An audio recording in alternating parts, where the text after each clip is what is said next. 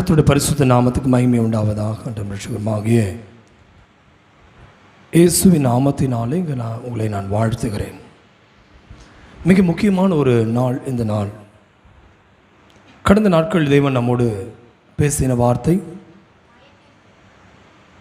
தேவன் ரட்சிக்க வருகிறாரா, நியாயம் தீர்க்க வந்திருக்கிறாரா? சத்தமாக சொல்லுங்க. ரட்சிக்க வந்திருக்கிறார். அதனால தான் இன்னைக்கும் நீங்கள் உட்கார்ந்துட்டு இருக்கீங்க.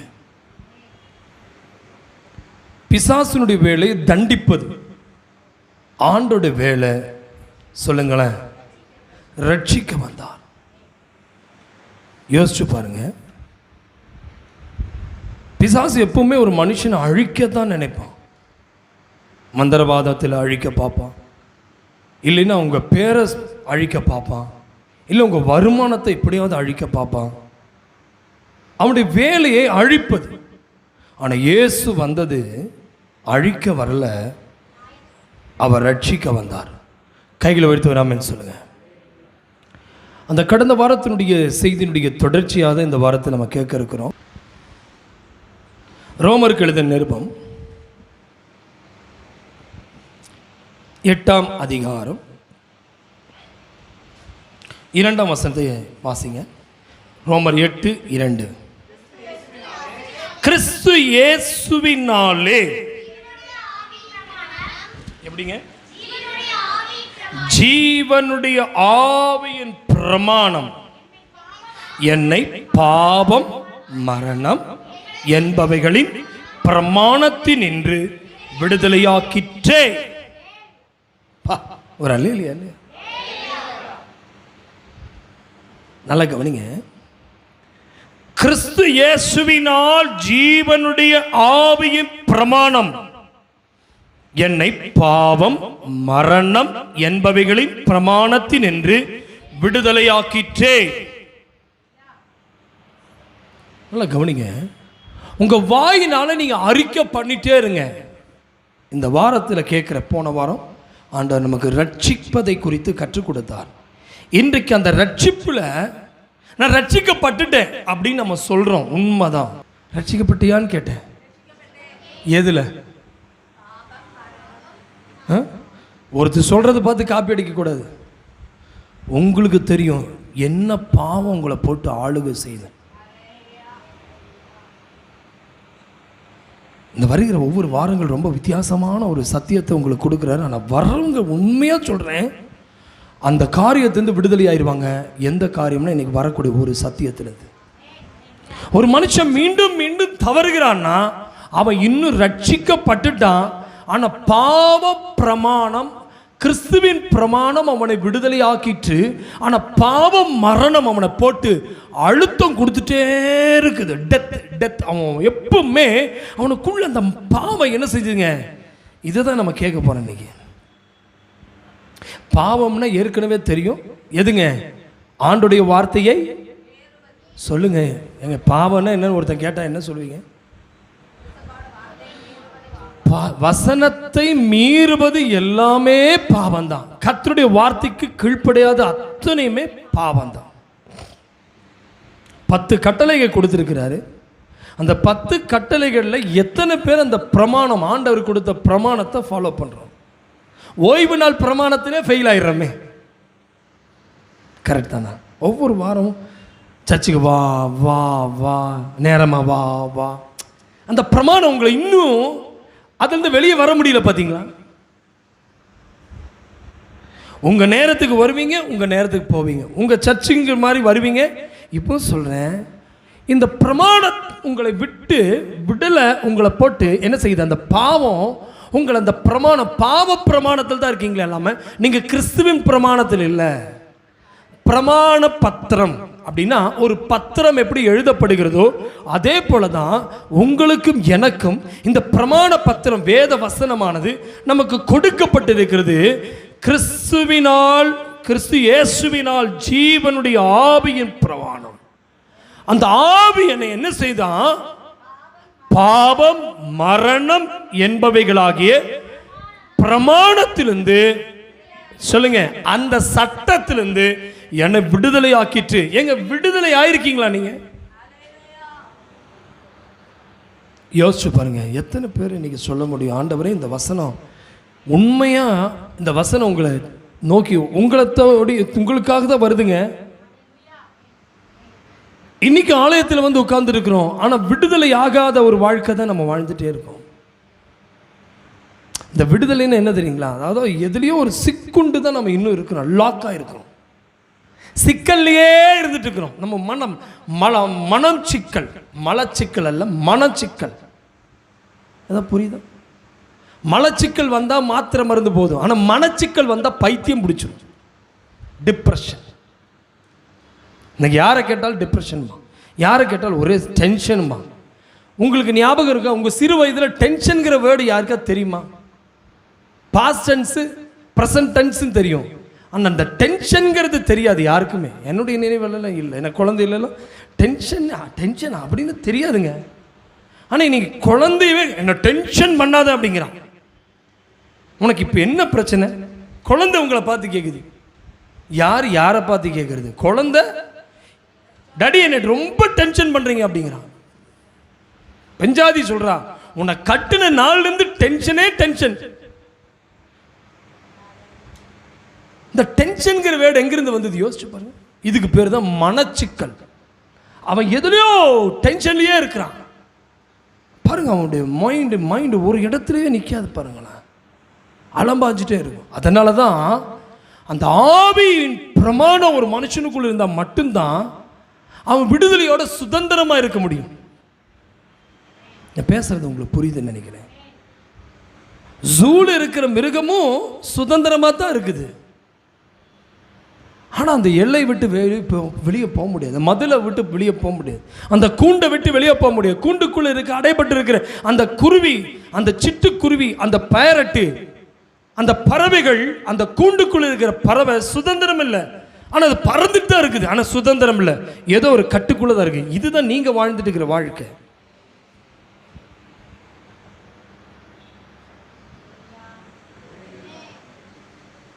ஏதோ மனச்சிக்கல் உட்காந்துருக்கீங்க.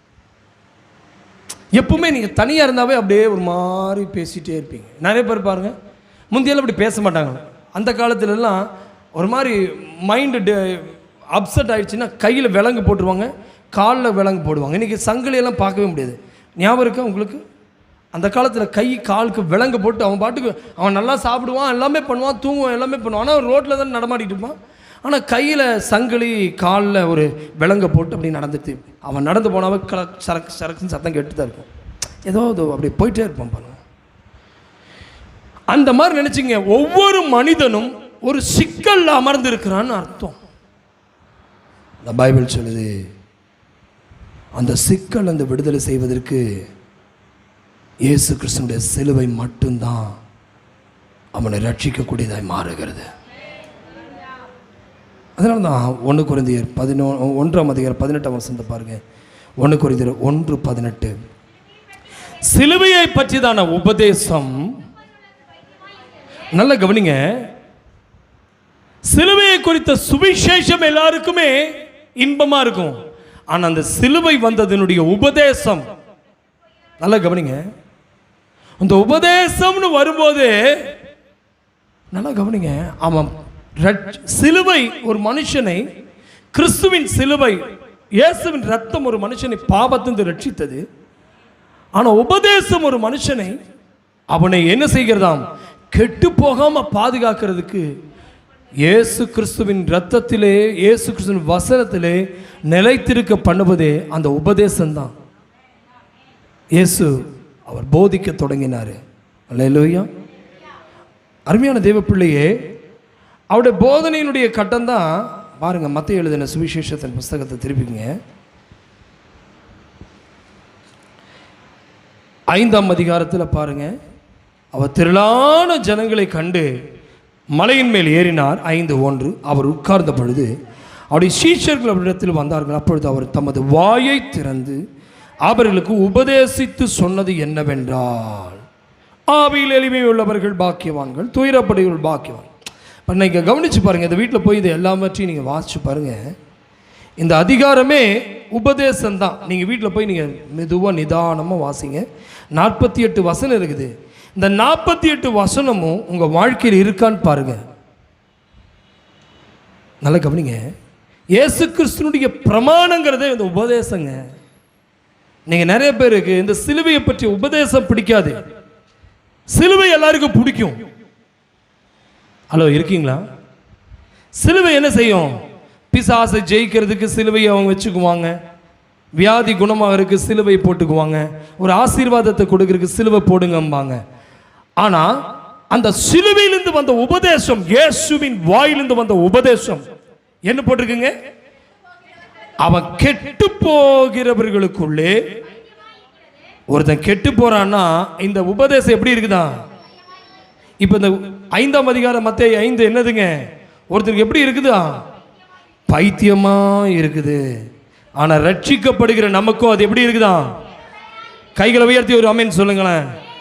எது பலன் புரியுதா? நீ ஆவியை பெற்றுக்கொண்டீங்கன்னா உனக்குள்ள ஒரு எளிமை வேணும். அப்போதான் உனக்கு பரலோக ராஜ்யம் அவர்களுடைய இதுங்கிறார். இன்னைக்கு நிறைய பேர் அபிஷேகம் பெற்ற உடனே அவங்கள கையில பிடிக்க முடியாது. அவங்க தீர்க்க தரிசனம் சொல்லுவாங்க, அவங்க பயங்கரமா அந்நிய பாஷை பேசுவாங்க. ஆனால் அவங்க பேச்செல்லாம் பார்த்தீங்கன்னா இன்னைக்கு ஆவியை பெற்ற எத்தனை பேருக்குள்ள அந்த பெருமை உள்ள வந்துருது பாருங்க. அதனால தான் ஆண்டவர் சொன்னார், உன்னை ரட்சிப்பது அந்த வசனம் தான். ரட்சிப்பது உன் விசுவாசம் உன்னை ரட்சித்தது. ரட்சித்து உன்னை சபையில் சேர்த்து கொண்ட. சேர்த்து கொண்டதுக்கு அப்புறம் நீ ஆவியில் வளர வளர உனக்குள்ள என்ன வேணும்? சபைக்குள்ள கைகளை எடுத்து விடாமன்னு சொல்லுங்க. பிரதர், சபைக்குள்ள வரும்போது உங்களுக்கு ஒரு எளிமை வருதா? பைபிள் ஒரே ஒருவனுக்கு மட்டும்தான் எதிர்த்து நிற்பேன்னு போட்டிருக்குது. யாருக்குங்க? சத்தமா சொல்லுங்க. அதுதானே இருக்குது. இன்னைக்கு ரட்சிக்கப்பட்டவன், அபிஷேகம் பெற்றவன், இன்னைக்கு அவங்ககிட்ட முகம் கொடுத்து பேச முடியல, அந்த உறவு கொண்டாட முடியல. கிறிஸ்துவின் சுவிசேஷம் ஒரு மனுஷனை ரட்சித்து சபைக்குள்ள சேர்க்கும் பொழுது அந்த உபதேசம், சிலுவையின் உபதேசம் அவனுக்குள்ள என்ன கொண்டு வரணும்? என்ன கொண்டு வரணும்? எளிமையை கொண்டு வரணும். அந்த உபதேசம் அவனுக்குள்ள என்ன கொண்டு வரணும்? அதுதான் அவனுக்கு பலன். இன்னைக்கு நீங்க ரட்சிக்கப்பட்டீங்க, அபிஷேகம் பெற்றீங்க, உங்களை சேர்ல இருந்து கீழே இறக்க முடியுமா? உங்களை முழங்கால் படி போட வைக்க முடியுமா? ஒரு 2 பேருக்கு போய் சுவிசேஷம் சொல்ல உங்களுக்கு போய் சொல்லுவீங்களா? முதல்ல ஐக்கியமா இருக்க சொன்ன செய்வீங்களா? நீங்க மன்னிக்க சொன்ன மன்னிப்பீங்களா? நீங்க ஆண்டவரிடத்துல உங்களுக்கும் ஆண்டவருக்கு இருக்கிற எளிய வாழ்க்கை இருந்தால் மட்டும்தான் பரலோகம் கிடைக்கும். இயேசு அவர் ஏழ்மையானவராய் தான் வந்தாரு. ஆனா அவருக்குடைய ஆவியில எளிமை இருந்ததுங்க. அதனாலதான் அவருக்குள்ள எப்படி தோணுச்சுன்னா, பரிசேயங்கிட்ட போய் அவர் உபதேசம் பண்ணிட்டு இருந்தார். ஒரு குருடங்கிட்டையும் கூட அவர் போய் இறங்கி போய் பேசுவார். நம்மளா இருந்தா எத்தனை பேர் குருடனை கண்டு நீங்க 10 ரூபாய் போடுறது விஷயம் இல்லை, அவனை என்னைக்காவது விசாரிச்சிருக்கீங்களா? ஒரு குருடனை பார்த்து சாப்பிட்டியான்னு கேட்டிருக்கீங்களா? ஒரு குருடனை பார்த்து நீ எப்படி இந்த குருட்டு எத்தனை வருஷமா இந்த மாதிரி குருடனா இருக்க, உனக்கு என்ன வேணும் சொல்லு, நீ கொடுக்கிற 10 ரூபாய் இல்ல அவனுக்கு என்ன வேணும்னு கேட்டிருக்கீங்களா?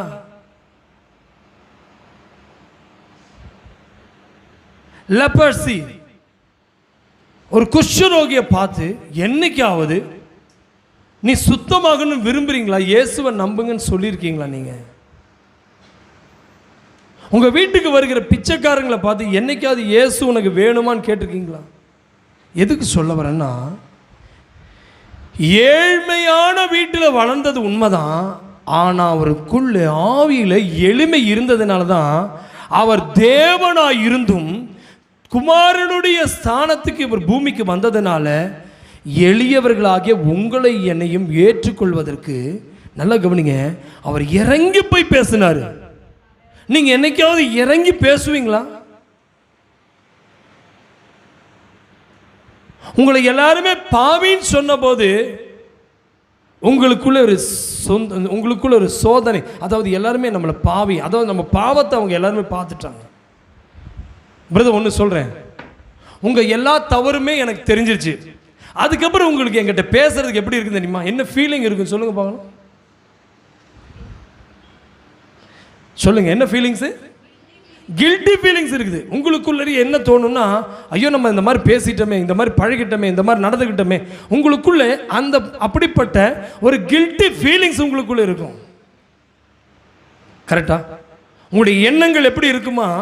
ஐயோ நான் இப்படி பழகிட்டேன், இப்படி நடந்துக்கிட்டேன், உங்களுக்குள்ளே இருக்குதா இல்லையா?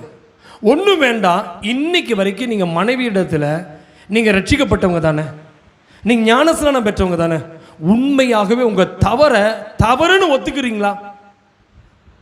சிஸ்டர், உங்கள் தவறை என்னைக்காவது உங்கள் மனைவி உங்கள் கணவன்கிட்ட நீங்கள் உங்கள் கணவன் முன்பாக ஏங்க நான் இந்த மாதிரி தவறு செஞ்சுட்டேன் நீங்கள் ஏற்றுக்குவீங்களான்னு சும்மா கேட்டு பாருங்களேன். உங்களை கேட்க சொல்ல நீங்கள் சொல்லிடாதீங்க. உங்கள் பழைய வாழ்க்கையை சொன்னீங்கன்னா உங்கள் புருஷன் அப்புறம் ஸ்தோத்திரம்தான். உங்கள் இளம் புராயத்திலிருந்து உண்மை உங்கள் மனைவி தாங்க. 40 வருஷமாக கல்யாணம் ஆச்சுல, 40 வருஷமா பார்க்கறத பாரு.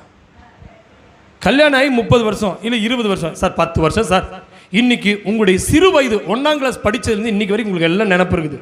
அத்தனை ஒப்பிச்சு நீ நல்லவன்னா அவங்கள்ட்ட கை கொடுங்க பார்க்கலாம்.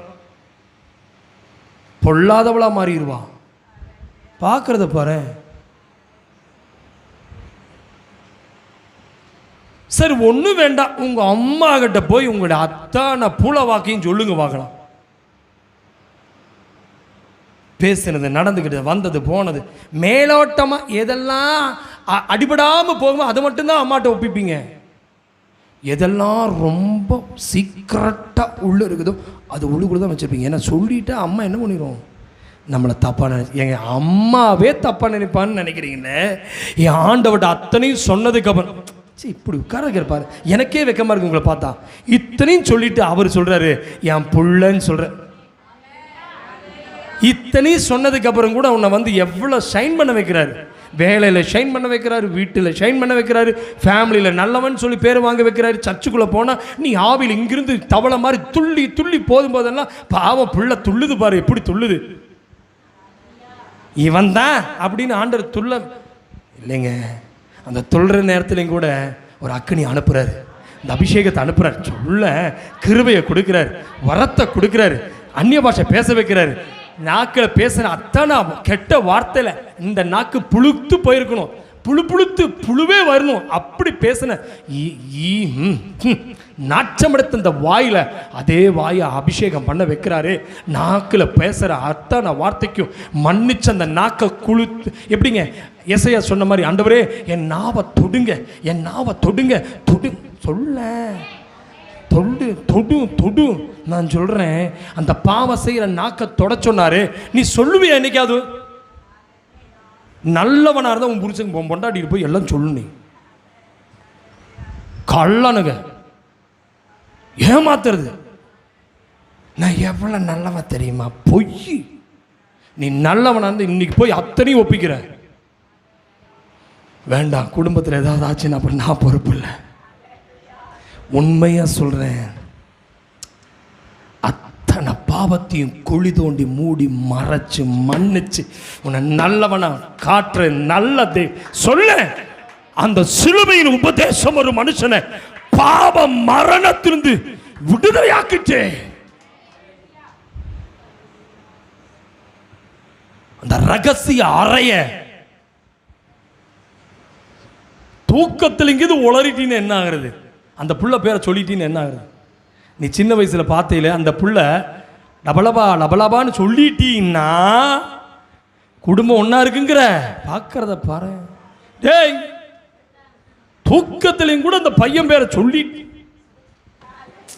அந்த தூக்கத்திலையும் கூட என்ன வேணா உளருவா. அவன் செஞ்ச பாவத்தை உளரவே மாட்டா. திருடி அப்போ கூட ஆண்டவர் பாதுகாக்கிறார். உண்மையாக சொல்கிறேங்க, என் ஆண்டவருடைய அன்பை எத்தனை சொன்னாலும் ஈடாகாது. அதுதாங்க பவுல் சொல்கிறாரு, அன்பின் என்னங்க ஆண்டவருடைய அந்த சிலுவை பற்றிய உபதேசம் அந்த கெட்டு போறவனுக்கு தான் இந்த உபதேசம் பைத்தியமா இருக்குது. ரட்சிக்கப்பட்ட எனக்கு, பாவம் செய்யத எனக்கு, பாவியா இருந்த எனக்கு அந்த ரட்சிப்பு கொடுத்தது, சுவிசேஷனை ரட்சித்தது, உபதேசம் ஆவியை கொடுத்து பலனடைய செய்தது. சொல்ல எப்படி? சுவிசேஷம் ரட்சிப்பை கொடுத்தது, உபதேசம் பலனை கொடுத்தது. சொல்ல என்ன ஏமாத்தலாம்? சொல்லுமா, என்ன ஏமாத்தலாம்? அவரை ஏமாற்ற முடியாது. சொல்லுங்களேன். நீ நனைஞ்ச வாவியா இருக்கிற, காஞ்ச வாவி இல்லை, நனைஞ்ச வாவி. நீ முங்கிட்ட போயிருவே நினைச்சிடாத. நீங்க எல்லாரும் சொல்லுங்க, ஆண்டவரே உண்மையா அந்த சத்தம் என்ன கேட்கும்போது எவ்வளவு பெரிய பாவி நான். சொல்ல எவ்வளவு நல்ல வார்த்தை. இயேசு ஏழ்மையினுடைய வீட்டு ஏழ்மையாய் பிறந்தார். ஆனா எளிவராய் இருந்ததுனால தான் குருடங்கிட்ட போய் பேசுறாரு, அவர் செவிடங்கிட்ட போய் நிற்கிறாரு, குஷ்ரோகி கிட்ட போறாரு, அவன் செத்தவன் வீட்டுக்கு போறாரு. ஏங்க செத்தவன் வீட்டுக்கு சம்பந்தமே இல்லை, உறவே இல்லை, ஆனால் அவர் போய் நிற்கிறாருங்க அந்த ஊருக்குள்ள. ஏங்க நீங்க எத்தனை பேர் சாவு வீட்டுக்குங்க போய் சொல்லக்கூடாது. அவன் மாலையை போட்டு போகும்போது எத்தனை பேர் தள்ளி போகிறீங்க, பக்கத்தில் போய் யாருன்னு போய் பார்க்க போவீங்களா? பிணத்தை பாடியை வண்டியில் கொண்டு போகும்போது ஆம்புலன்ஸில் யாரோன்ட்டு எத்தி பார்க்க போவீங்க? சான்ஸே இல்லைங்க. ஆனால் இயேசு பாருங்க, நாயின் ஊருக்கு அவர் எதுக்கோ போகிறாரு. அந்த விதவை கைம்பெண்ணாக இருக்கிறா, யாருமே இல்லை அந்த பொண்ணுக்கு, அந்த பையன் மட்டும்தான் இருக்கான்னு சொன்னேன். இயேசு பார்த்தாரு, ஆண்டவரே எல்லாருமே அழுதுட்டு இவங்க போயிடுவாங்க, ஐயோ இந்த பையன் ஒத்தக்கி நிற்கிறான், இந்த பிள்ளை விதவையாக நிற்கிது, இவளுக்கு புரிச்சனும் இல்லை, இந்த பையன் தான் ஆதரவு, இவளுக்குன்னு இந்த ஒரு பையன் தானே இருக்கிறான், அவனை எங்க போற பாடைய தொட்டாரு, எழுப்பினாரு, அவனை பேச வச்சாரு, அவர் ஜெபிக்க வச்சார். சொல்லு, அவன் யாருன்னே தெரியாது. இன்னைக்கு சொல்லுமா, சுவிசேஷம் ஒருவனை ரட்சிக்கும், ஆனா உபதேசம் ஒரு மனுஷனுடைய வாழ்க்கையில பலத்தை கொண்டவர்னா இன்னைக்கு சொல்லு. சிலுவையை பற்றி சுவிசேஷம் மட்டும் அல்ல, சிலுவையை பற்றி உபதேசம் உனக்கு வேணும். பிரதர், சுவிசேஷம் அன்பை கொண்டு வரும், உபதேசம் ஒரு மனுஷனுக்கு தேவ பலத்தை கொண்டு வரும். பலம் என்பது பரிசுத்த ஆவியிலிருந்து கிடப்பது.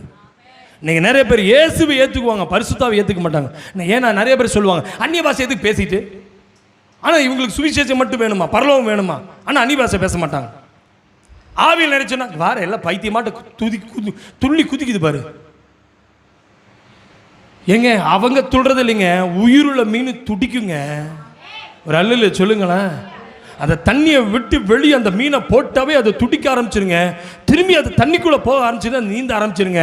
இன்னைக்கு சொல்றேன், ஆவி இல்லாத மனுஷன் அவன் உயிருக்கு போராடுவான், வெளியே வந்தான், அதை ஜலத்துக்குள்ள போயிட்டானா அவன் நீந்தி நீந்தி நீந்தி. சொல்ல ஆவியை பெற்றவனா நீ?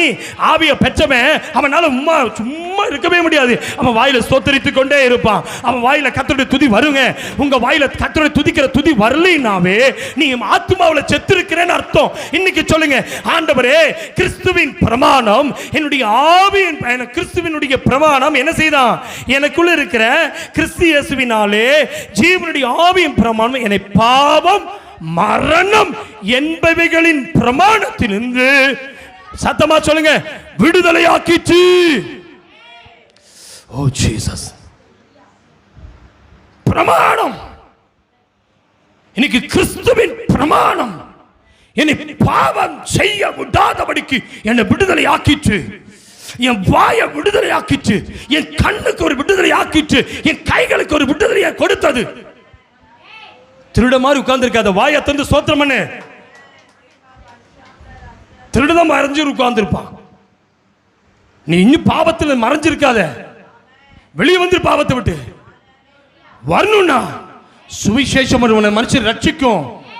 ஆனா உபதேசம், சிலுவையின் உபதேசம் பலனை கொடுக்கும். ஒருத்தன் அபிஷேகத்தை கிரிட்டிசைஸ் பண்றானா அவன் பைத்தியக்காரன் அர்த்தம். அந்நிய பாஷை ஒருத்தன் கிரிட்டிசைஸ் பண்றான், ஒரு கேவலமா பேசுறானா அவன் பைத்தியக்காரன் அர்த்தம். பைபிள் அப்படிதான் சொல்லுது, பைத்தியக்காரன்.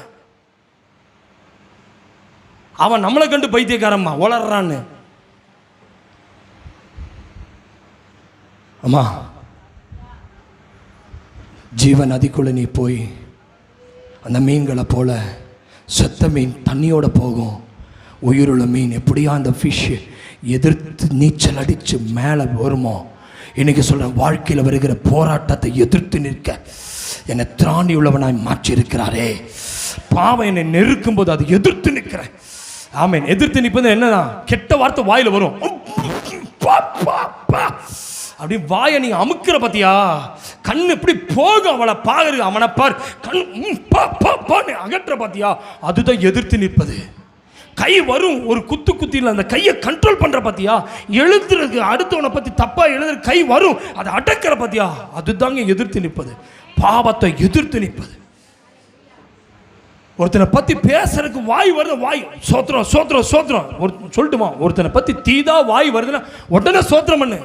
ஊழியக்காரனை பத்தி தப்பா பேசுறியா, சோத்திரம் பண்ணிடு. ஏன் உன் கிருபை இழந்துட்டு இருக்கிற ஊழியக்காரனை குறை சொல்லிடாத. எந்த ஊழியக்காரன், என்னைன்ட்டு இல்லை, எந்த ஊழியக்காரன் அவர் தானே இந்த சரியில்லை. நீ சரியா? நீ முதல்ல என்ன சரியில்லைங்கிற? நீ முதல் சரியா? முதல் என்ன பேசுறவனு சொல்ற? நீ பேசுறது கரெக்டா? நீ ஒருவனை சரியில்லைன்னு சொல்லாத. இயேசு ஒருவரே சொல்றார், பூமியில நல்லவனே இல்லைன்னு. அப்ப நீ நல்லவளா? இயேசு சொல்றாரு, பிதா ஒருவரை தவிர ஒருவருமே நல்லவன் இல்லையா? அப்ப நீ நல்லவன் உட்கார்ந்திருக்க. அப்ப பிதாவை விட பெரிய பண்ணி வாயை திறந்த, அதனாலதான் உன் ஆசீர்வாதத்தை நீ கண்ட்ரோல் பண்ணி வச்சிருக்க. இப்போ அதை ரிலீஸ் பண்ணு. பாவம் மரணம் என் வீட்டை கட்டி வச்சிருக்குது. இந்த வாயினால் செய்யற பாவம் இன்னைக்கு விடுதலை ஆகணும்னா ஆவியின் பிரமாணம் உள்ள வரணும். பரிசுத்தவான்கள், ஊழியர்கள், எந்த சபை ஊழியரும் எந்த சபை விசுவாசியும் உனக்கு குறை சொல்றதுக்கு ரைட்ஸ் கிடையாது. ஆண்டவரே, ஒருவனை குறை சொல்றதுக்கு என்னை அழைக்கல, என் குறையை காண்பித்தனே உம்முடைய நிறைவை அந்த நிறைவோடு இணைத்துக் கொள்வதற்கு என்னைக்குள் அந்த பலனால் சிலுவையை பற்றிய உபதேசம், அந்த உபதேசத்தை தாங்க ஆண்டவரே சொல்லு. உன்னா வாயில வர வார்த்தையெல்லாம் ஊழியக்காரனை குறை சொல்றது. ஏன் நீ ஆசீர்வதிக்கப்படாம இருக்குன்னு அதான் காரணம். ஊழியத்தை குறை சொல்றது ஒரே வார்த்தை தான். சிலுவையை பற்றிய உபதேசத்தை உன் வாயில வர்றது அல்லாம உபதேசத்தை மீறி ஏதாவது வருதா, அது ஒருத்தன் பைத்தியம்னு அர்த்தம். ஹலோ பைத்தியங்களே, அல்லேலூயா. ரொம்ப நல்லவங்க, குறைய சொல்ல மாட்டீங்க. பைத்தியங்களுக்கெல்லாம் வைத்தியம் வேணும். இன்னைக்கு சொல்றேன், பைபிள் சொல்லுது, சிலுவையை பற்றிய உபதேசத்தை சொல்றவன் கெட்டு போகிறவனுக்கு அந்த உபதேசம் பைத்தியமா இருக்கும். ஆமாவா இல்லையா? சொல்லுங்க. நகை போடலையும்பா, பொட்டு வைக்கலையும்பா, பூ வைக்கலையும்பா, நேரம் பார்க்கறேன்பா, பார்க்க மாட்டேங்கிறான்பா, கிழக்கு பார்க்கறான், வடக்க பார்க்க மாட்டேங்கிறான், தெற்க பார்க்க மாட்டேங்கிறான். ஒரு அம்மாட்ட வந்து சொல்லிட்டான் ஒருத்தன், எங்க இந்த ரூமில் வந்து எக்ஸ்ட்ரா ரூம் கட்டிங்க. எங்க இல்லைங்க, கட்டட ஆள் சொல்லிட்டான், இந்த முன்னாடி நீங்கள் கட்டினாலும் உங்கள் வீட்டுக்காரர் இறந்துட்டாரு. அப்போ நான் சொன்னேன், எவனோ கூமாங்கு சொல்லியிருக்காம்மா, நம்பாதம்மா. ஆபிரகாமுக்கு எந்த திசையும் கிடையாது, அவன் கால் வச்சது எல்லாமே ஆசீர்வாதத்தை தந்தாரு. அட சொல்ல, நீ ஆசீர்வதிக்கப்படல, இன்னும் திசையை பார்த்துட்டு இருக்குன்னு அர்த்தம். நேரம் பார்க்குறேன். ஒரு வீட்டுக்கு பால் காய்ச்சினா பூ என்னது, கற்பூரம், உப்பு, சக்கரை, மஞ்சத்தூள், பருப்பு கொண்டு போ. அந்த வாயில் உப்பும் வள்ளி வாயிலும் போடுவாங்க. இதுதான் உபதேசம். உபதேசங்கிறது இயேசுவின் ரத்தம், இயேசுடைய வசனம், அவருடைய ஆவி. இது மட்டும்தான் உனக்கு உபதேசம்.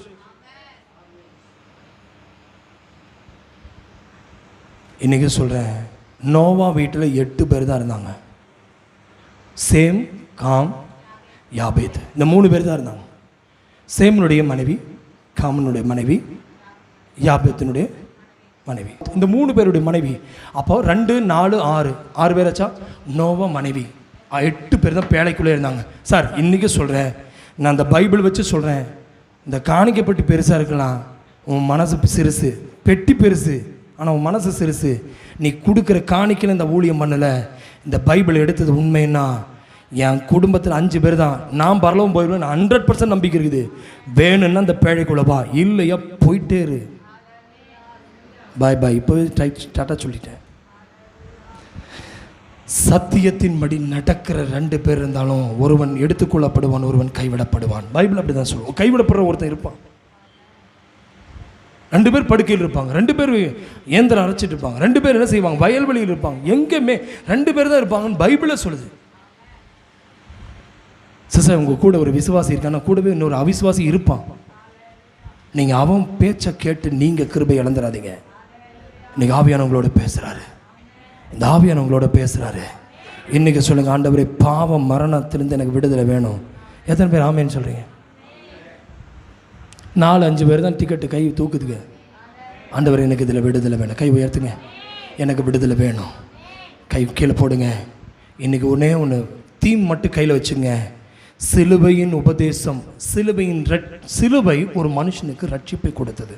ஆனால் சிலுவையின் உபதேசம் ஒரு பலன் கொடுக்குன்னா அந்த உபதேசம் தான் ஃபஸ்ட்டுன்னு பார்த்தோம். என்னதுங்க ஃபஸ்ட்டு உபதேசம்? என்னது பார்த்தோம்? மத்தேயு எழுதின சுவிசேஷன் புஸ்தகம் 5ஆம் அதிகாரம் 3ஆம் வசனம். ஆமே, ஆவியில் எளிமை உள்ளவர்கள் பாக்கியவான்கள், பரலோக ராஜ்யம் அவர்களுடையது. ஏங்க இன்னைக்கு நிறைய பேர் ஆவியில் எளிமைன்னா என்னது செய்வாங்க தெரியுங்களா? கவனிக்கிறீங்களா?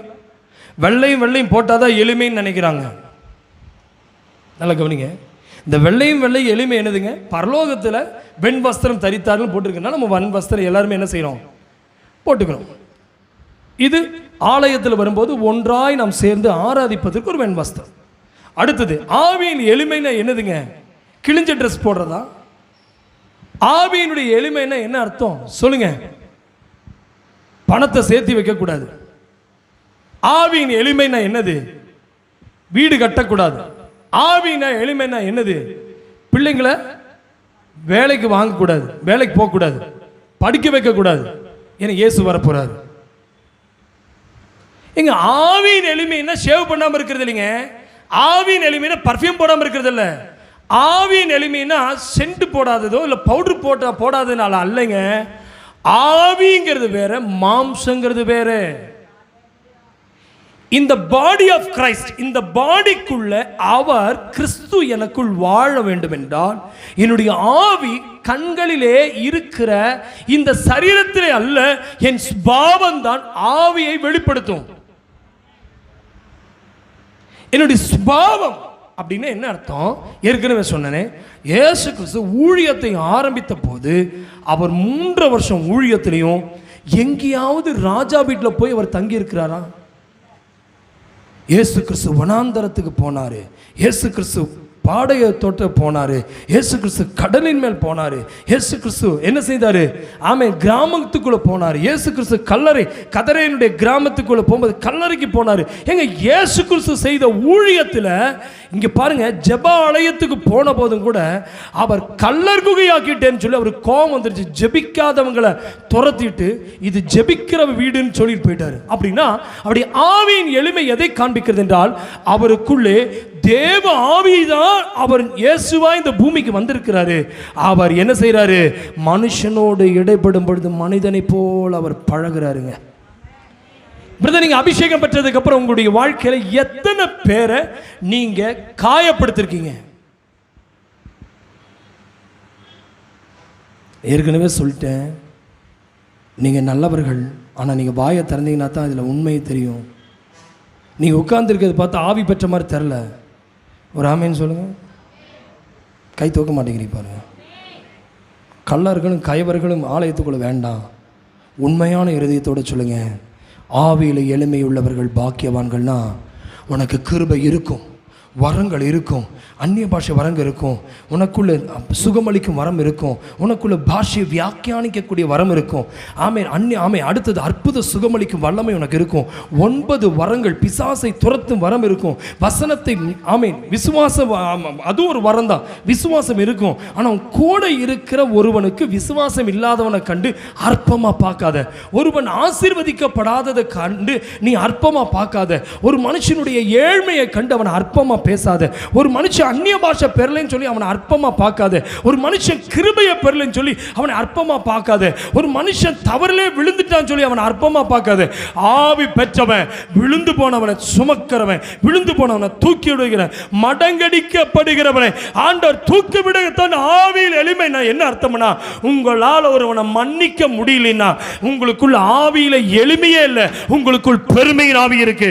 இன்னைக்கு சொல்லுங்க, ஆண்டவரே கிருபை எனக்குள் பெருமையை கொண்டு வரக்கூடாது. நான் பிரசங்கம் பண்ணிடலாம், நான் பாட்டு நல்ல தாளந்து எனக்கு இருக்கலாம், பாடக்கூடிய தாளந்து இருக்கலாம், கிட்டார் போடக்கூடிய தாளந்து இருக்கலாம், நாம கீபோர்டு போடக்கூடிய தாளந்து இருக்கலாம், தபாலிஸ்டா இருக்கலாம், எனக்கு ஃப்ளூட் வாசிக்கிறவனையா இருக்கலாம், வீணையை இயக்கக்கூடியவனா இருக்கலாம். என்னெல்லாம் தாளந்து இருந்தாலும் ஒன்றே ஒன்று சொல்லுகிறேன், சொல்லுகிறேன். ஆமென். கீழே வாழ்ந்திருக்கவும் தெரியும், உட்கார்ந்திருக்கவும் தெரியும், வாழ்ந்திருக்கவும் தெரியும். மேடையில் நிற்க தெரிஞ்சவன் கீழே உட்கார்ந்திருக்க தெரியும். திரும்பியும் சொல்றேன், கிறிஸ்துவின் பிரமாணம்னா அதுதான் கற்றுக் கொடுக்கிறாரு. உனக்குள்ள என்ன வேணும்? ஜெபிக்காதவனை கண்டு அற்பமா பேசாத. உபவாசிக்காதவனை பார்க்கும்போது உனக்குள்ள ஒரு பெருமை வந்துடக்கூடாது. நிறைய பேர் என்ன சொல்லுவாங்கன்னா, அவன்லாம் பாருங்க எப்படி இருக்கான், உபவாசமே பண்ணுறத சாப்பிட்றான், ஆனால் நான்லாம் உபவாசம் இருக்கேன். அவன் 2 மணி நேரம் ஜெபிக்கிறது, நானெல்லாம் எவ்வளோ 4 மணி நேரம் ஜெபிக்கிறேன். இந்த ஜெபத்திலே ஒரு பெருமை. பிரதர் எவ்வளோ வாரம் ஒவ்வொரு நாள் எவ்வளோ நாள் உபவாசம்? 3 நாள் உபவாசம். நான் ஒன்று சொல்கிறேன், நான் உபவாசம் இருந்தாலும் சரி, ஜெபிச்சாலும் சரி, இது எதுவுமே ஆண்டவரை மாற்றாது. என்னுடைய கிறிஸ்துவின் உபதேசம் என்பது எனக்குள் வருகிற எளிமை. எளிமை வேற, ஏழ்மை வேற. ஹலோ, கவனிக்கிறீங்களா? ஏழ்மை என்பது ட்ரெஸ்ஸு, கிழிஞ்ச ட்ரெஸ்ஸு போடுறது, அந்த தரித்திரமாட்ட தலையும் கூட சீவாமல் இருக்கிறது, ஒரு மாதிரி பார்த்தாவே ஒரு மாதிரி அக்லி, அழுக்கான ஒரு வஸ்திரத்தை தரிப்பதனால அல்ல. ஏழ்மை அல்ல, எளிமை. எதை சொன்னாலும் அந்த இடத்துல விட்டு கொடுத்து போகக்கூடிய மனநிலை இருந்தால் மட்டும்தான் எளிமையுள்ளவன் அர்த்தம்.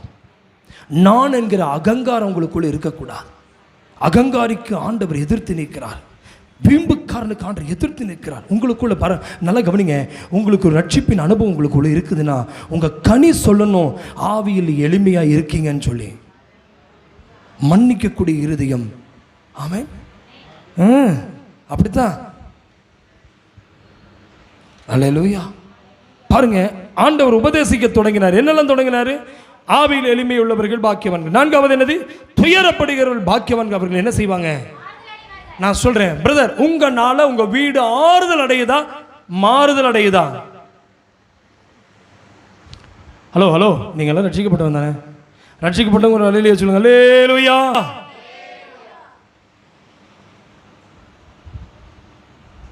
உன் குடும்பத்தில் ஒரு துயரம் வந்துச்சுன்னா நீ ஆறுதலை கொடுக்கக்கூடியவனா இருக்கணும். உங்களால வீடு ஆறுதலா இருக்கா? எங்க பொய் சொல்லாதீங்க, பொய் சொல்லாதீங்க. பணம் ஒரு மனுஷனுக்கு ஆறுதல் கொடுப்பதில்லை. ஒரு மனுஷனுடைய வாயிலிருந்து புறப்படுகிற வார்த்தை அல்ல, வாழ்க்கை ஆறுதல் அளிக்கணும். எங்க உங்க மேல உங்க கணவனுக்கு நம்பிக்கை இருக்கா? குனிய சொல்ல, நிம்மறதான் சொல்றேன். உங்க வீட்டுக்காரர் உங்க மேல நம்பிக்கையா இருக்காரா? பார்க்கலாமா? உங்கனால ஆறுதலா இருக்காரா? நீங்க சொல்லுங்க. ஏங்க, பணம் இருந்தாலும் சரி, பொருள் இருந்தாலும் சரி, போட்டு வஸ்திரம் இருக்குங்க, போதும். சாப்பிட்றதுக்கு எது இருந்தாலும் பரவாயில்ல. நம்ம 2 பேர் பரலோகம் போகணுங்க, நம்ம நித்திய ராஜ்யத்தை சுதந்திரிக்கணுங்க. நம்ம இந்த வீடு, ஆடு, கோழி, மாடு, இதெல்லாம் பூமிக்குரிய ஆசீர்வாதம். அது இருந்தாலும் இல்லைனாலும் நமக்கு வேணும். ஆனால் இல்லைனாலும் கூட நீங்களும் நானும் நித்தியத்துக்கு போகணுங்க.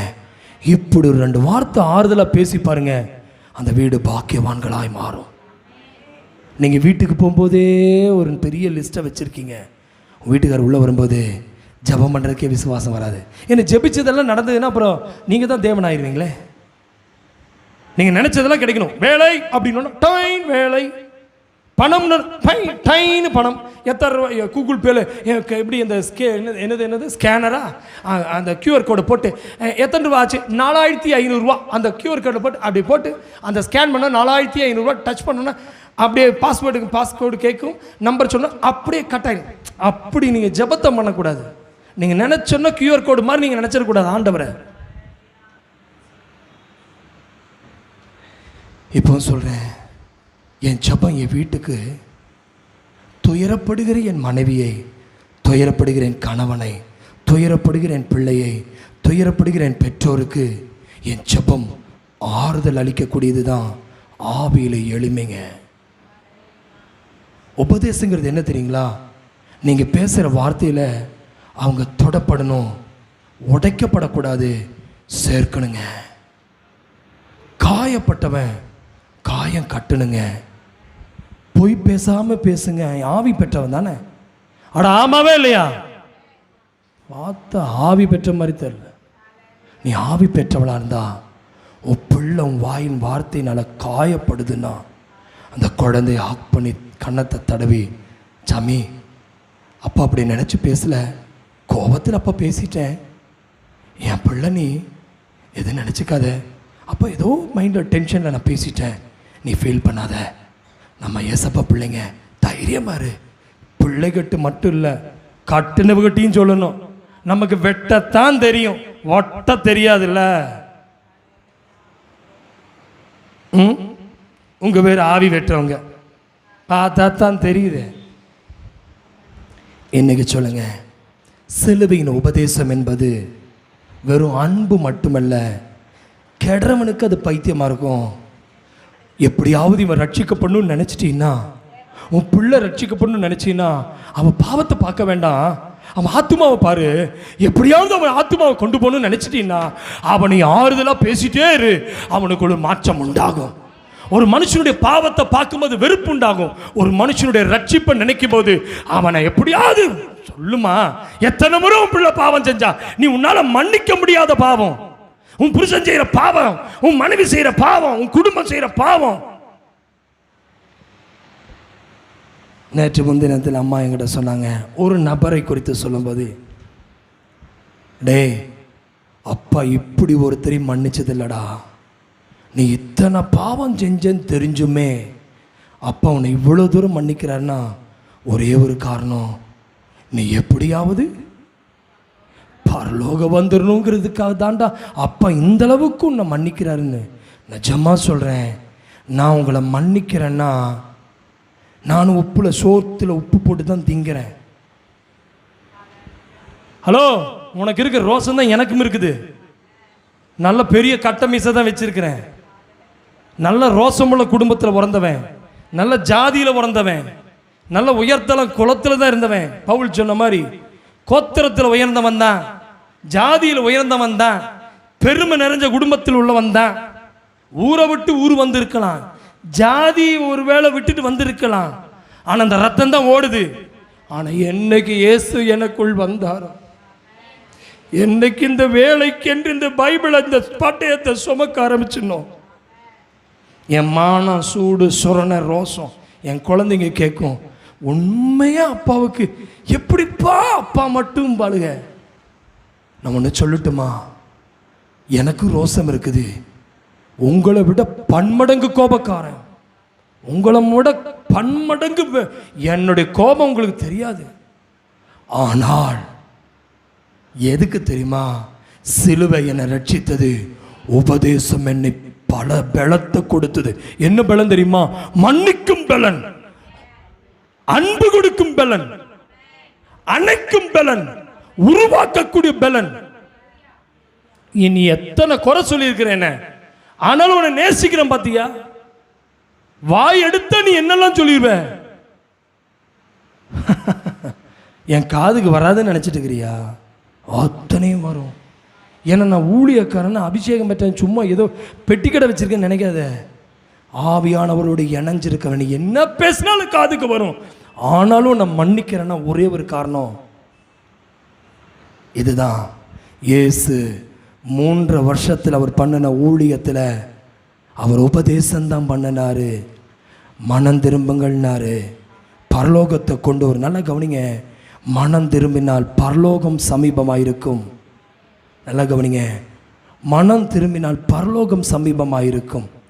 நீங்கள் நிறைய பேர் பரலோகத்துக்கு சமீபமாக போகிறாங்க, ஆனால் ஒரு மனுஷனோட வாழ்க்கையில் பரலோகமே இறங்கி வரணும்னா நீ மனம் திரும்பணும். நல்லா இருக்குல்ல? எனக்கு தூங்க முடியும், நான் சேர் போட்டு உட்காந்து எப்படி தூங்குவேன் தெரியுமா? ஒரு நாள் மைக்கை கொடுக்குறேன், என்ன மாதிரி 1 மணி நேரம் நீ பிரசங்கம் பண்ணி பார்க்கலாம். 1 மணி நேரம் நீ பேச மாட்டா, ஒரு 1/2 மணி நேரம் என்னுடைய போல்டில் இந்த சத்தியத்தை இப்படி எடுத்து வெளிப்பாடோட பேசி பார்க்கலாம். அப்போ வாயை மூடிட்டு சும்மா உட்காந்துருக்கணும். இந்த வசனத்தை பேச தெரியாதுல்ல, அந்த அபிஷேகம் இருந்தால் மட்டும்தான் பேச முடியும். நீ சத்தியத்துக்கு வாழ்ந்தா அந்த சத்தியம் ஒன்று ரட்சிக்கும். சோத்திரம் வரமாட்டேங்குது பார்த்தீங்களா, ஏன்னோ உள்ள பண்ணுது. நீ போனோன்னு கேட்கலான்னு பிளான் பண்ணியிருக்கீங்க, ஐயா சொல்லிட்டாரு நீ சின்ன வயசுலேருந்து என்னெல்லாம் பண்ண சொல்லுன்னு. இனி கேட்காது போய் தான் சொல்லுவாளுங்க. நீ என்ன சொன்னாலும் நம்ப மாட்டேன், தெரியும்.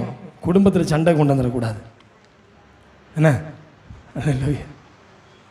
சார். ஒன்றே ஒன்று சார், இத்தனையும் தெரிஞ்சு என்னை நேசிக்கிறார்ல, அவர் எவ்வளோ நல்ல தேவன். இன்னைக்கும் அந்த பாவம் என்னை மேற்கொள்ளும் போது அந்த பலத்தை கொடுத்து பாவ பிரமாணத்தை விடுதலை ஆக்குறாருல. ஆனால் பேசுங்களேன், என்ன தூதர்கிட்டயா பேசிட்டு இருக்கிறேன்? என்னைக்கு நீ பொய் பேசுகிறீல்ல, அந்த பொய் பேசுகிற நேரத்தில் உடனே வசனத்தை ஞாபகப்படுத்துறது யாரு? அந்த ஆவியானவருங்க. பேசாத பேசாத தம்பி, பேழை விட்டுருவேன், பேழை போயிரும் உன்னை விட்டு. சாகும் வரைக்கும் ஒரு மனுஷன் பரலோகத்துக்கு போகணும்னா ஆண்டவரை ஏமாற்றவே கூடாது. எங்கிட்ட நீ சப்ப கட்டிடலாம், நொண்டி சாக்கு. இதுக்கு என்ன சாக்கு? நொண்டி சாக்கு. 40வது நாள், 80வது நாள், என்ன நாள் வேணா வச்சுக்கலாம். என் ஆண்டவருடைய நாள் வரப்போகுது. சொல்லுங்களேன், என் கர்த்தரின் நாள் வரப்போகிறது. அது அதி பயங்கரம், அது உக்கிரமான நாள். யாரும் உட்கார முடியாது உள்ள. இன்னைக்கு ஆண்டவருடைய ராஜ்யத்துக்கு எத்தனை பேர் போகலான்னு ரெடியா இருக்கீங்க? ஆண்டவருடைய ராஜ்யத்துக்கு நான் வரணும்னு ஆசையா இருக்கேன். ராஜ்யத்துக்கு வரணும் எத்தனை பேர் இருக்கீங்கன்னு இதுலயே தெரியுது. டிக்கெட் கட்டுன்னு நினைக்கிறேன். இன்னைக்கு வீட்டில் போய் பேசுங்க. வராதவன் புருஷன்கிட்ட போய் பேசு, வராத ஃப்ரெண்ட்ஸை கூப்பிட்டு பேசுங்க. நீ வேலைக்கு எவ்வளோ முக்கியத்துவம் கொடுத்தியோ, பக்கத்தில் சர்ச் இருக்குது போயிடலாம்னு. எத்தனை சர்ச் இருந்தாலும் உனக்கு உன் சபையில் தேவன் வச்சிருக்கிற உபதேசத்தை கேட்கறக்கு நீ வராமல், எத்தனை வீட்டில் போய் சோத்தை உண்டாலும் உன் வீட்டில் வந்து சோறை உண்ட மாதிரி சந்தோஷம் இருக்காது. நீ எந்த ஆலயத்தில் வேணால் போய் உட்காந்துக்கலாம். ஆண்டவர் மெம்பர்ஷிப் கேட்கல, ஃபெலோஷிப்பை தான் கேட்டிருக்கிறார். நல்லா இருக்குல்ல பாயிண்ட்? ஆண்டவருக்கு மெம்பர்ஷிப் தேவையில்லை, ஃபெலோஷிப். எப்படி சொல்ல? மெம்பர்ஷிப் என்பது கூட்டம், ஃபெலோஷிப் என்பது ஐக்கியம். பரிசுத்தர் கூட்டம் நடுவில் ஜொலி தீடும் சுத்த ஜோதியே ஆரூபியே, இவ்வேளையில் அடியா நெஞ்சம் வாரீரோ. ஆரூபியே, இவ்வேளையில் அடியா. பாட்டு தெரியுமா தெரியாத? சத்தமா. பரிசுத்தர் கூட்டம் நடுவில் ஜொலி தீடும் சுத்த ஜோதி சேர்ந்து ஆரூவியே, வேளையில் அடியான் நெஞ்சம் வாரீரோ. ஆரூவியே, வேளையில் அடியான் நெஞ்சம் வாரீரோ. உண்மையா சொல்றேன், உபதேசம் பைத்தியமாக இருக்கிறவனுக்கு அது பலன் இல்லாமல் இருக்கணும். பைத்தியமாக இருக்கிறவனுக்கு அது எப்படி இருக்கும்? பலன் இல்லை. எனக்கு ரட்சிக்கப்படுகிற எனக்கு அது பலன். எல்லாவற்றுக்கும் மேலே பரலோகம் போகணுங்க. அதனால் உங்களை நேசிக்கிறேன். அல்லேலூயா. சரி, சத்தியத்துக்குள்ள வருவோம். அருமையான தேவ பிள்ளையை கவனிங்க. ஆவியில் எளிமையுள்ளவர்கள் பாக்கியவான்கள். அடுத்தது என்னதுங்க? துயரப்படுகிறவர்கள். நான் நினைக்கிறேன் 2 பாயிண்ட் போதும்னு நினைக்கிறேன். டைம் முடிஞ்சிச்சு, நாம் கிளம்பலாம்.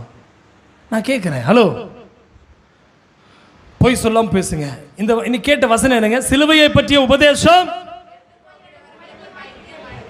கெட்டவங்களுக்கு அது எப்படி இருக்குதான்? அப்ப சுவிசேஷம் எல்லாரும் இன்ட்ரெஸ்டா வாங்கிக்குவாங்க. ஆனா உபதேசம் யாருக்குமே, உபதேசம் என்ன தெரியுமா? எளிமையா இரு,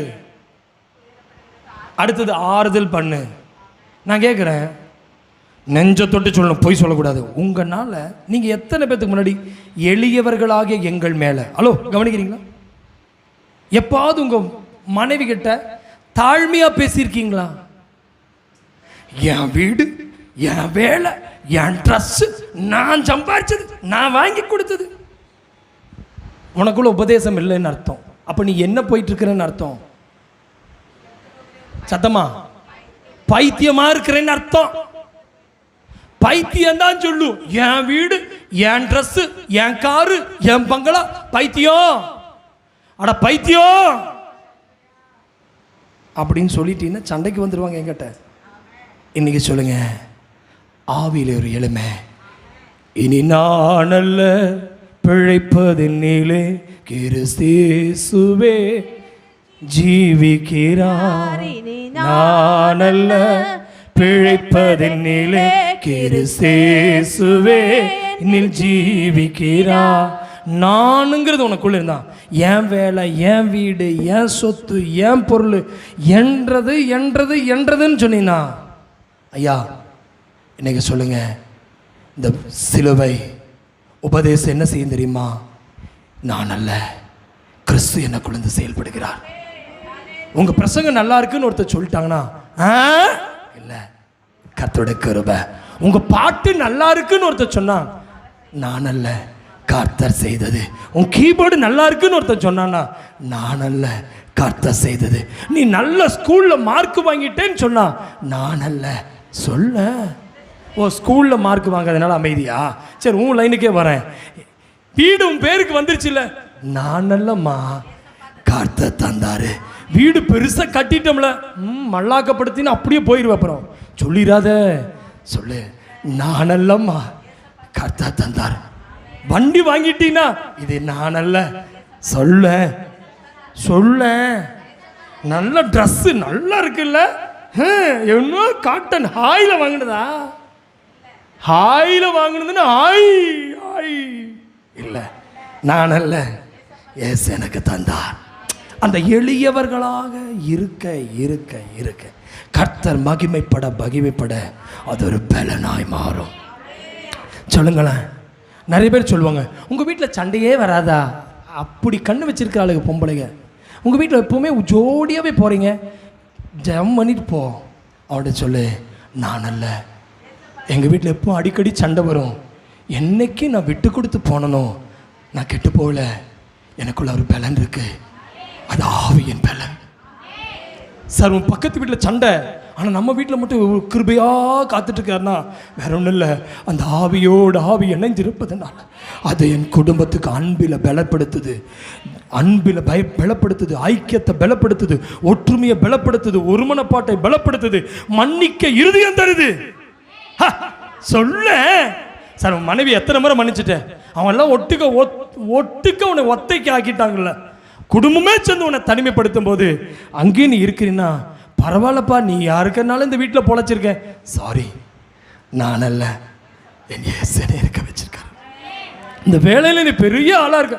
சாரி, நான் அல்ல, அவர் என்னை வேலை செய்ய வச்சிருக்கார். எளிமையுள்ளவர்களாய் வாழ்ந்து பாருங்க சார், உங்கள் டிபார்ட்மெண்ட்டில் நீங்கள் பெரிய ஆளாக இருப்பீங்க. கத்திருக்கும்பா சொல்கிறேன். இந்த வாரத்தில் கேட்ட சத்தியம் என்னதான்? சிலுவையை பற்றி உபதேசம். சிலுவை என்னை ரட்சித்தது உண்மைதான். போன வாரம் ரட்சிப்பை குறித்து நம்ம பார்த்தோம். அந்த ரட்சிப்பு அடுத்த கட்டத்தை கொண்டு போகுது, என்னை உபதேசத்துக்குள்ளே கொண்டு போகுது. அந்த ரட்சிக்கப்பட்டவனை சேர்க்கிறார்னா, அந்த சேர்க்கப்பட்டவன் உபதேசிக்கப்பட வேண்டும். இப்போ நீ சபையில் சேர்த்து கொண்ட பண்ணார். நம்பர் 1 என்ன செய்தி கேட்டீங்க? ஃபர்ஸ்ட் போன வாரம் என்ன செய்தி? ஃபர்ஸ்ட் வார்த்தையை கேட்டவர்கள், விசுவாசித்தவர்கள் ரட்சிக்கப்படுவார்கள். இரண்டாவது, தேவனை ரட்சிக்கப்பட்டவன் தேவனை துதிக்க ஆரம்பிச்சிருவான். துதிக்கிறவனால அவன் மனுஷ தயவு பெற்றுக்கொள்வான். நான்காவது, அவன் சபைக்குள்ள சேர்க்கப்படுவான். சபைக்குள்ள சேர்க்கப்பட்டவன் அவன் உபதேசத்தை பெற்றுக்கொள்கிறான். உபதேசம் ஒருவனை, சுவிசேஷம் ஒருவனை உள்ளே கொண்டு வரும். ரட்சிக்கப்பட்டவன் உள்ளே வருவான். ஆனா சபைக்குள்ள உபதேசம் ஒருவனை நிலைத்திருக்க பண்ணும். அது பலனா இருக்கும். ஆமா, நம்ம என்னைக்கும் ஆண்டவர் விட்டு போயிருப்போம்ல. நம்ம கிட்ட 2 கத்தி இருந்து 2 கையில் குத்தி இருப்போம். ஆனா அந்த கிருபையை இல்லைன்னா அந்த பொறுமை வராது. பொறுமை இல்லைன்னா ஐக்கியம் இருந்திருக்காது. எத்தனை தடவை டிவோர்ஸ் பண்ணியிருக்கலாம். அட சொல்லு, நான் போறேன்னு சொல்லிட்டே இருந்திருப்பேன். போக மாட்டேன்.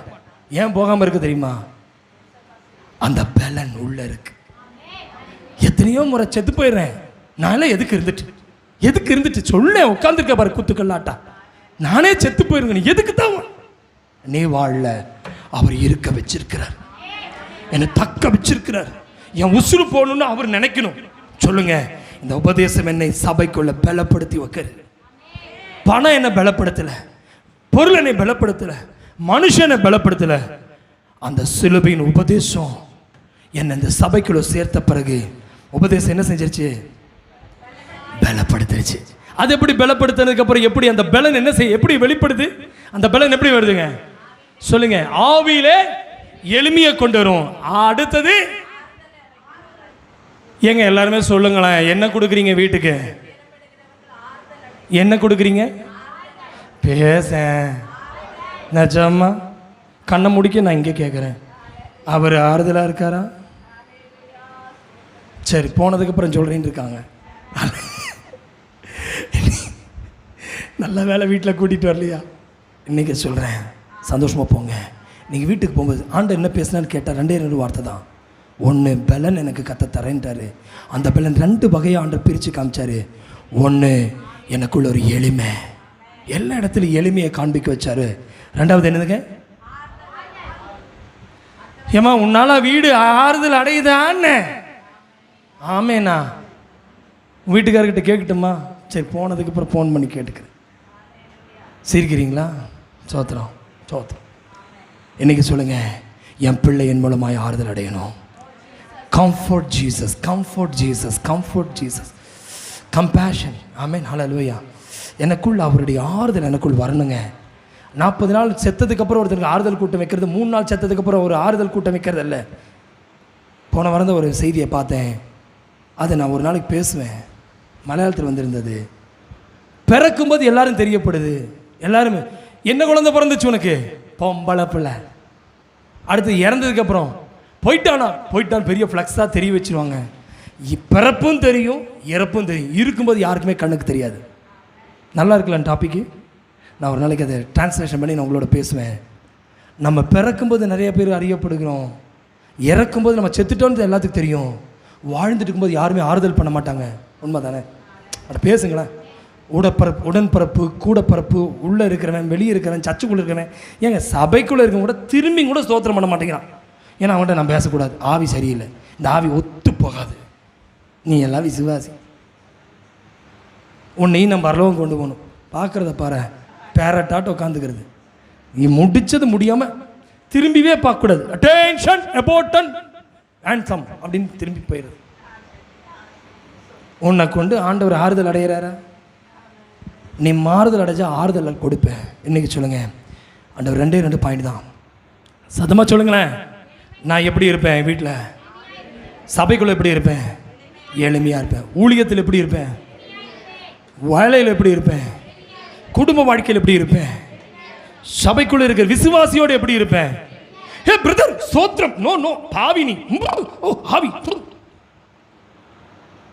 கையை உன்னால் கொடுக்க முடியுதா?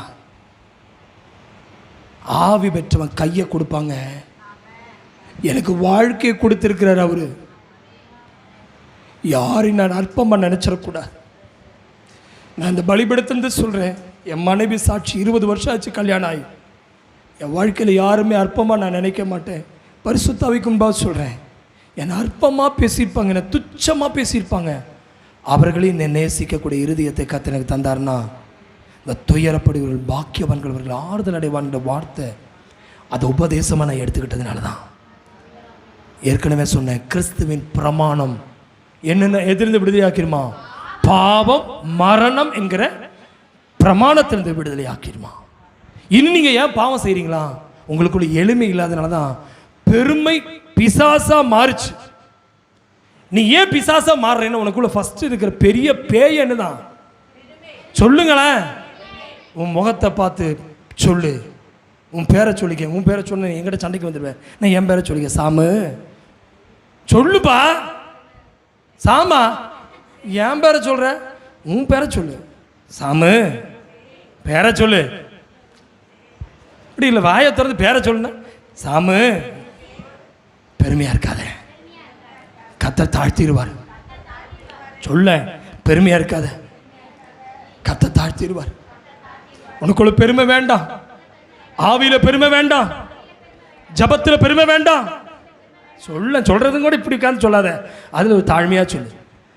ஜபத்தில் பெருமை வேண்டாம், கிருபையில் பலன் பெருமை வேண்டாம், எல்லாம் அவரே. 2வது என்னதுங்க? ஆறுதல். இன்னைக்கு வந்து அத்தனை பேர் சந்தோஷமாக இருக்கீங்கன்னு நினைக்கிறேன். ஐயா, எங்கள் அம்மா கேட்கல, எங்கள் அப்பா கேட்கல, மனைவி கேட்கல, புருஷன் கேட்கல, உங்களுக்கு உள்ளுக்குள்ளே நினச்சிருக்கீங்க. இன்றைக்கி போய் சொல்லுங்கள், என் பிள்ளைகளுக்கு நான் ஆறுதலாக இருப்பேன். சத்தமாக சொல்லுங்கள். ஆமேன்னு இல்லை, வாயை தந்து சொல்லுங்கள். மனைவி நான் எனக்கு சொல்லிக்கிறேன், உங்களுக்கு நீங்கள் சொல்லிக்கங்க. உங்கள் கணவனுக்கு நீங்கள் சொல்லு. நான் கணவன் சொன்னால் சண்டைக்கு வந்துடுவாங்க. என்ன சொல்லும்? உங்கள் கணவன் பேரை சொல்லாதீங்க, உங்கள் கணவனையே சொல்லுங்க. ஆண்டவரே என் கணவனுக்கு நான் எப்படி இருப்பேன்? பிள்ளைங்க சொல்லுங்கள், அப்பா அம்மாவுக்கு ஆறுதலாக இருப்பேன். நீங்கள் இப்போ சொல்லு.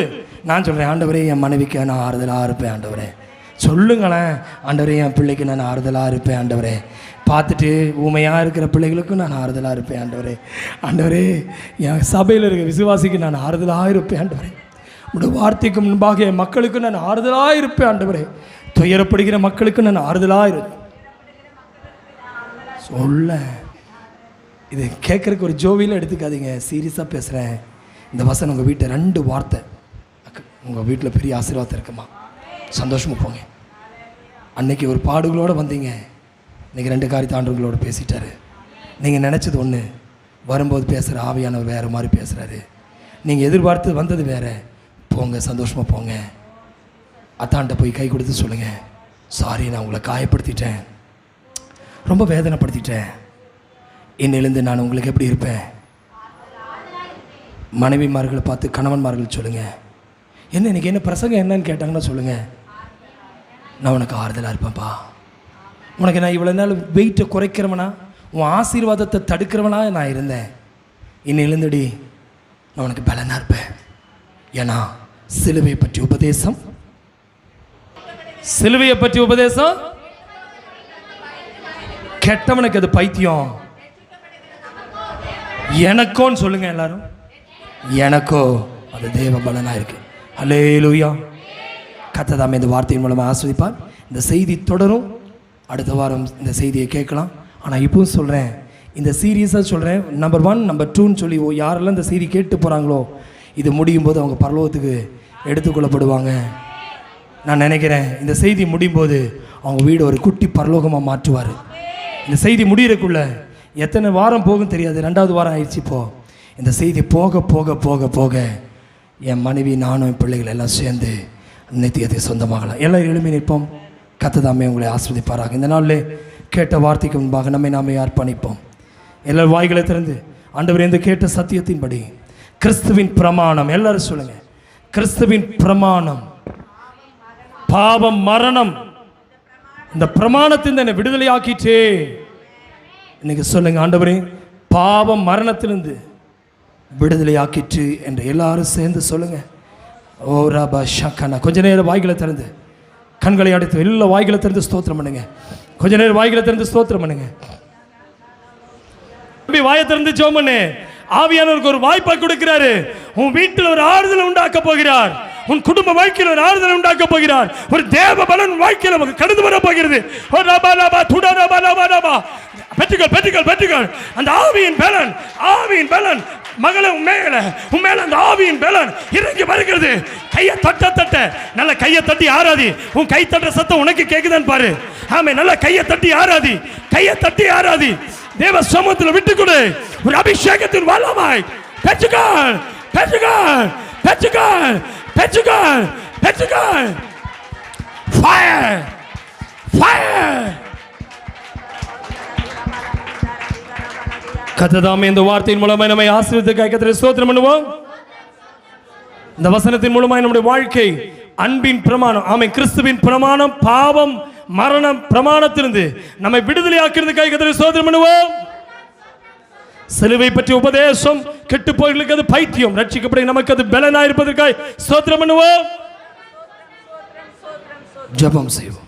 எங்கள் நல்ல ஆண்டவரே, இந்த ஆசீர்வதிக்கப்பட்டதான நல்ல நேரத்துக்கு ஜெபிக்கிறேன்ப்பா.